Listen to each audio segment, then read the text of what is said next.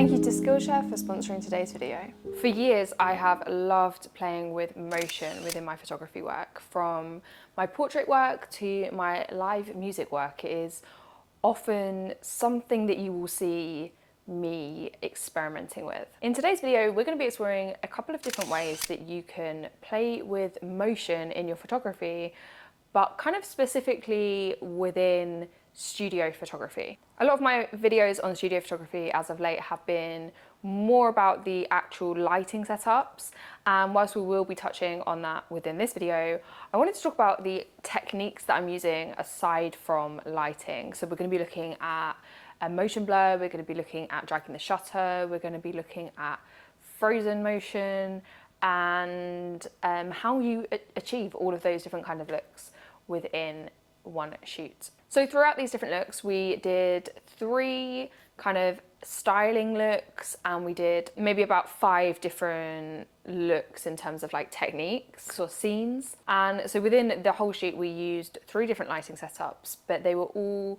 very similar to each other. So it was just a variation of each other, essentially. So the main lighting setup consisted of an overhead softbox with a grid attached, and we put this on a mini crane, a mini jib, so that it was overhead. And then on the left hand side we had a strip softbox with a grid, and both of those were attached to strobe lights. So that was kind of the main setup as such.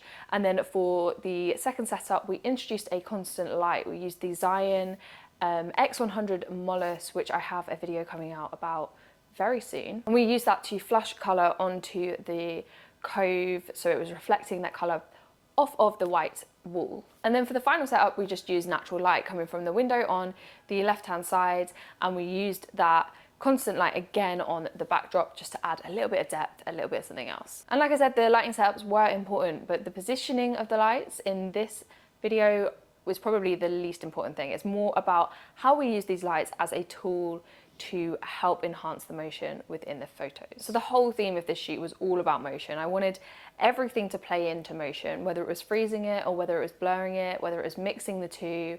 I wanted everything to kind of consider motion. I think using skills and techniques aside from your general, rule of art, aside your color and your shape and your light, is really interesting. It's a great way to kind of add depth and layers to your photography, and motion is for sure one of my favorite ways to do that. And that leads me really nicely into the sponsor of today's video, Skillshare. So Skillshare is one of the largest online platforms for creatives, learning platforms in particular, learning communities where creatives can go and learn anything from illustration and graphic design to photography and videography. Or if we're kind of more interested in the psyche of being a freelancer or a creative, there's tons of videos all about, the creative mindset. I've personally been teaching on Skillshare for a number of different years, and I have classes on Skillshare from everything to do with studio photography to kind of more niche dives into things like color theory and psychology. My Skillshare classes kind of explore the whole spectrum of photography that I work within. I've just released my newest class over on Skillshare, and that is, of course, all about using motion in photography. So if you enjoyed this video, this is kind of like a little bit of a taster as to what you can expect in my new class over on Skillshare. And the great thing about Skillshare is that not only would you get access to all of my classes, you get access to classes from hundreds of different creators. So if you are interested in getting stuck into my class and hundreds of other classes all about creativity, many of which are about photography, then the first 500 people who use the link in the description will get a free 1-month trial to Skillshare so that you can get started today. So jumping into the first look, this was the first setup with just the overhead softbox and the softbox to the left-hand side. And the idea within this look was to explore, kind of just like warming up, explore freezing small kind of movements. So the main movements we looked at were the tie moving or the model's hair moving, and kind of having that almost like surrealness because we were throwing her tie. Of course, I'll put a BTS video on screen now, but the model was throwing her tie, throwing her hair, and we were kind of freezing that with the flash. Because strobe lights are such a short, sharp burst of light, it does freeze motion.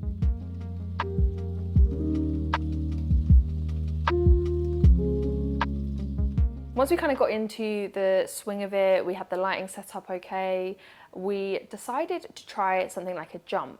So I had the model jumping up and capturing her mid-air and then kind of like mid-movement. The clothing that she was wearing was great because it kind of moved with her and was very flowy. There was a lot of like layers that we could work with. So that was the first way in which we started to experiment with motion. And then we moved on to a technique called dragging the shutter, which again is something that I have explored quite a lot on this channel. And dragging the shutter is essentially where you're utilizing a slow shutter speed. You're making a movement with your camera, and that movement paired with the slow shutter speed is dragging, essentially. It's moving the ambient light in the image and the flash is freezing your subject. So we've added the constant light into this as the ambient light. So you see this glow in the background. It kind of creates like a ghost image of the model. That's the ambient light and the slow shutter speed working together to create that motion, and then the flash is freezing the subject. I think this is just a really easy way to get creative with working with motion and to work with studio lighting, especially when you're working on a cove and there might not be many things that you can do without kind of like a set design.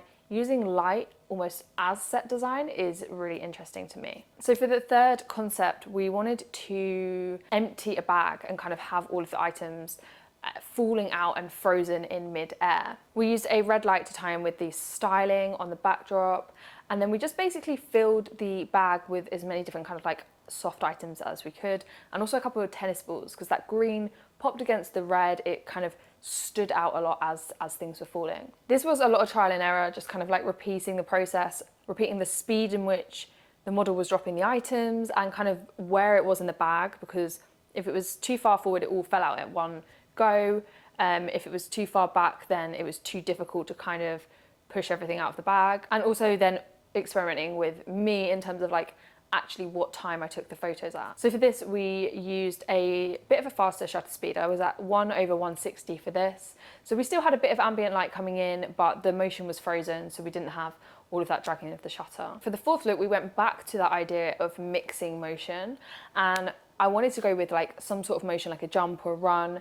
We ended up going for like a leap run kind of situation and using a slow shutter speed. And because we were using that ambient light again and we had a slower shutter speed, I didn't have to move to create that ghost image. It was actually the model's movement that was creating it. When I released the shutter, the model was frozen in the air in the position, but then of course the shutter was open for a little bit longer than the flash was. So as the model kind of moved to the ground, kind of like moved out of that position, you do have that ghost image. And then for the final look, we just wanted to go with some simple natural light. We still had that constant light reflecting off of the backdrop, but other than that, it was just the window light from the left-hand side. And what I wanted to do here was play around with motion blur. And it's a lot easier to do this when you're working with constant light or when you're working with natural light, because there's no flash to freeze your subject. So you can just utilize a slow shutter speed and movement within the model to create that kind of blur. That means also that this is a very easy thing to do when you're on location as well. You don't have to just isolate it to studio work. But those are a couple of different ways in which we used motion within this shoot.